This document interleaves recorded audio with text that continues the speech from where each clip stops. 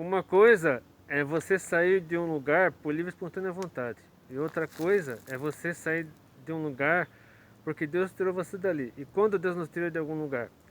Quando Ele nos mostra por meio de pessoas, de circunstâncias, de sonhos, da própria Bíblia, que nós devemos sair de um lugar. Ou mesmo quando as portas desse lugar se fecham para nós. Quando somos expulsos ou quando as coisas se tornam tão difíceis, tão insuportáveis que a melhor saída é sair dali. No caso do Twitter, eu não fui expulso do Twitter, mas eu percebi que aquele lugar já não era mais para mim por conta de tudo que acontecia lá.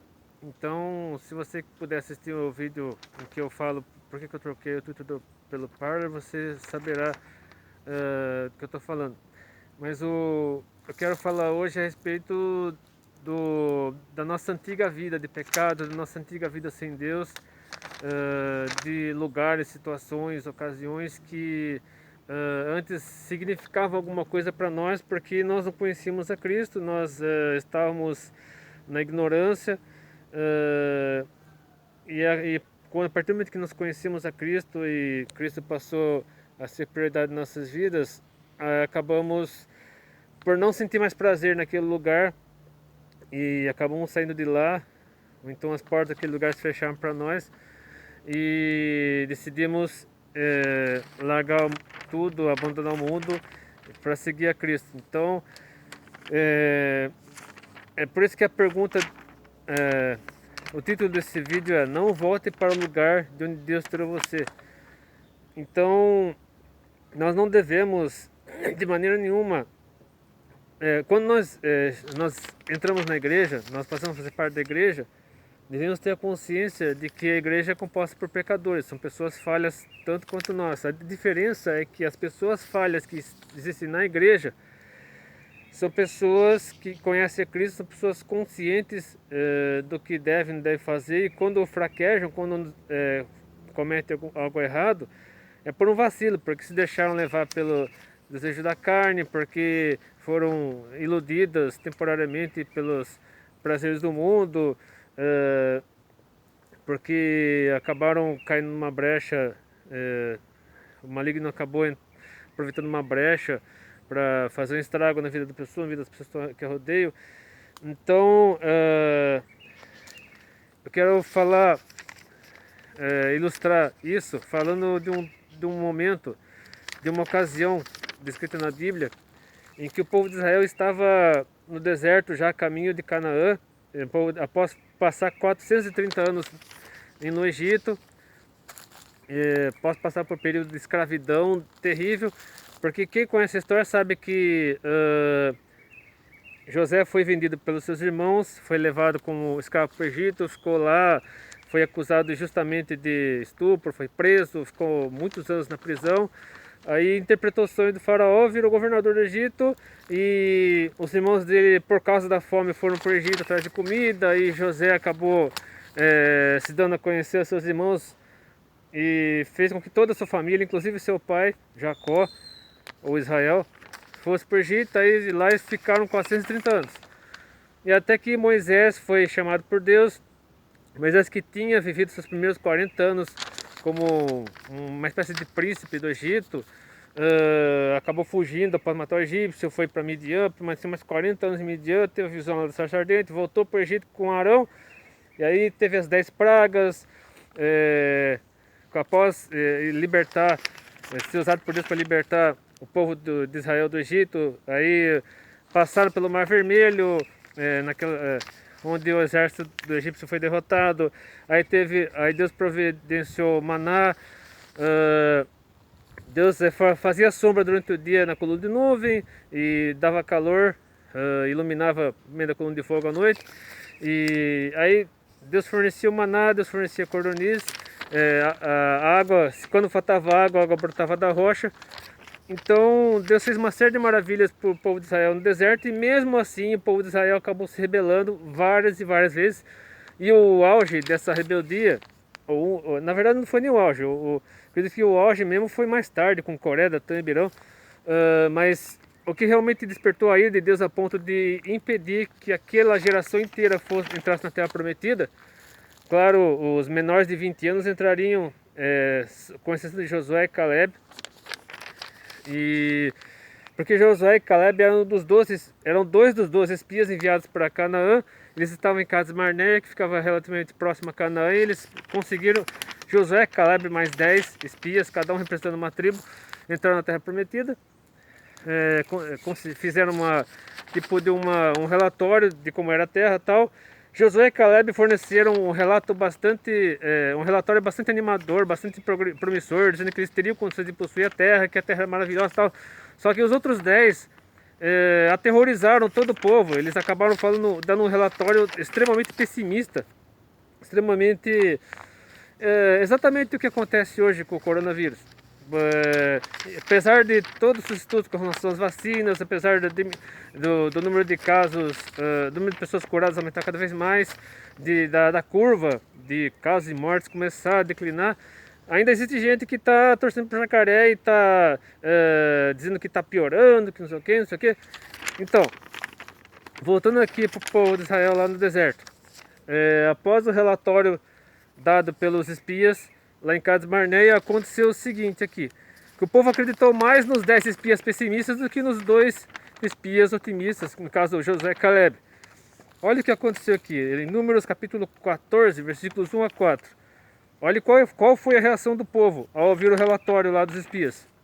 Então toda a congregação levantou a sua voz, e o povo chorou naquela noite. E todos os filhos de Israel murmuravam contra Moisés e contra Arão, ou seja, porque foram Moisés e Arão que enviaram os espias, né? E toda a congregação lhes disse: quem dera tivéssemos morrido na terra do Egito, ou mesmo nesse deserto. E por que o Senhor nos traz a esta terra, está falando de Canaã, para cairmos à espada e para que nossas mulheres e nossas crianças sejam por presa? Não nos seria melhor voltarmos ao Egito? E diziam uns aos outros: constituamos um líder e voltemos ao Egito. Ó, raciocine comigo, olha o nível da ingratidão do povo de Israel. Eles se esqueceram de todos os milagres, das 10 pragas, da travessia do Mar Vermelho, do maná, das codornizes, da água na rocha. Eles esqueceram de tudo isso, de todas as maravilhas que Deus fez para libertar o povo do Egito. E agora estavam querendo voltar para o Egito só porque eles acreditaram mais nos 10 pessimistas do que nos 2 otimistas dentre os espias. Porque o povo de Israel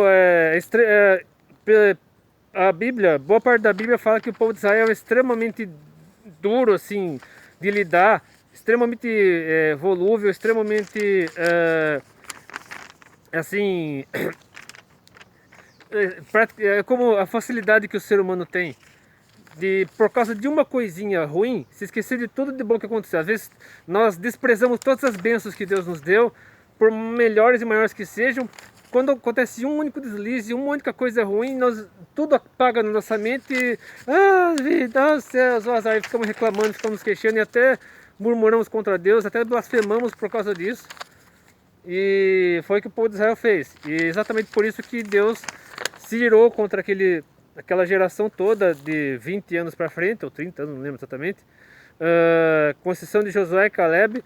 Moisés e Arão também entrariam, na verdade Arão já estava destinado a morrer, mas Moisés entraria na Terra Prometida se não fosse aquela ocasião, já no final dos 40 anos, em que o povo pediu água na rocha, exigiu água da rocha, né? Começou a murmurar, e Moisés perdeu a paciência com o povo, em vez de falar a rocha, ele bateu 2 vezes na rocha, e por causa dessa atitude de Moisés foi impedido de entrar na Terra Prometida. Então, o livro de Salmo, claro que vários textos da Bíblia falam sobre esse episódio, mas o livro de Salmos, no capítulo 95, versículos 8 a 11, na verdade todo o capítulo 95, mas especialmente esse trecho do versículos 8 a 11, descreve esse momento. Eu acho que fala também do episódio lá de Coré, Datã e Abirão, que se rebelaram contra o povo de Deus, aí a terra abriu, eles foram tragados por suas famílias. Mas veja o que diz aqui no Salmo 95, versículos 8 a 11, que demonstra que a incredulidade, a ingratidão despertam a ira de Deus. E diz assim: não endureçais os vossos corações, assim como na provocação e como no dia da tentação no deserto, quando vossos pais me tentaram, me provaram e viram minha obra. 40 anos estive desgostado com essa geração e disse: é um povo que erra de coração e não tem conhecido os meus caminhos. A quem jurei na minha ira que não entrará no meu repouso. Isso, Deus está falando de um povo que tinha visto os milagres, todas as maravilhas. as 10 pragas no Egito, abertura do Mar Vermelho, coluna de nuvem, coluna de fogo, manás, cordonices. Agora para pensar, imagine se o povo tivesse, se Deus tivesse permitido que o povo voltasse para o Egito. Eles não teriam mais maná, eles morreriam de fome, eles não teriam mais água da rocha, morreriam de sede. E mesmo que conseguissem sobreviver, os poucos que conseguissem sobreviver até o Mar Vermelho, eles teriam que atravessar nada o Mar Vermelho, ou então fazer do deserto, conseguir alguma coisa para poder construir uma jangada, seja lá o que for, para atravessar o Mar Vermelho, contornar o Mar Vermelho, enfim. E ter os povos que eles encontrassem no meio do caminho. E se alguém chegasse ao Egito, voltasse para o Egito, encontraria o Egito praticamente arruinado. Porque o Egito, após as 10 pragas, ficou um país arruinado. O Egito ficou em frangalhos. O Egito ficou um país destruído. É claro que depois se recuperou e tal. Mas nos anos que se sucederam as 10 pragas, o Egito, certamente a pessoa de lá passou fome, eles passaram muitas necessidades e demoraram muito tempo para se recompor. Então o povo voltaria para o Egito praticamente em condições muito mais adversas do que as que eles tinham deixado.